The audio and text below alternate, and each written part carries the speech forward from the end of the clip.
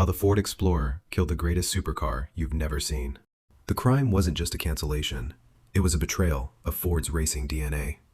By 1983, the Mustang was a four-cylinder shadow of its former self, and Ferrari was laughing all the way to the bank. But in a windowless office in Dearborn, a 30-man insurgency known as SVO, Special Vehicle Operations, was plotting a coup. Led by Mike Kranefuss, they didn't want to build a good Ford, they wanted to build a world beater. The secret weapon, a Japanese heart. The team knew Ford's internal engines were too heavy and unrefined, so they looked to Japan.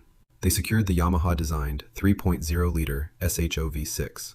This wasn't some truck motor, it was a quad-cam, 24-valve masterpiece that looked like jewelry and revved like a chainsaw. They sent the specs to Turin, Italy, where the legendary Giorgetto Giugiaro sculpted a mid-engined body.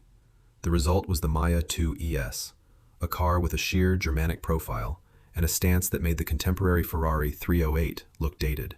It wasn't just a pretty shell. It featured a 1.5-inch lower center of gravity than a Corvette and a chassis tuned by British specialists. The Jackie Stewart test.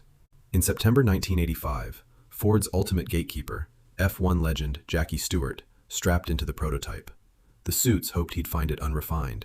Instead, Stewart was floored.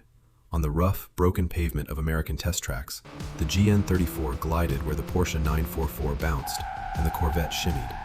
It was faster, more composed, and, at a projected $30,000 price point, it was a Ferrari killer that everyday people could actually afford. The executioner, Bob Lutz and the Bronco 4. By July 1986, the GN34 was Job 1 ready. Tooling was being ordered. Focus groups in LA were ready to write checks on the spot. But then, the US dollar devalued by 20% against the French franc, where the car was to be assembled. Simultaneously, Bob Lutz, the legendary car guy who was then heading the truck division, walked into the boardroom. He didn't have a supercar, he had a sport utility vehicle, a four-door Bronco project that would become the Explorer. The board looked at the spreadsheets.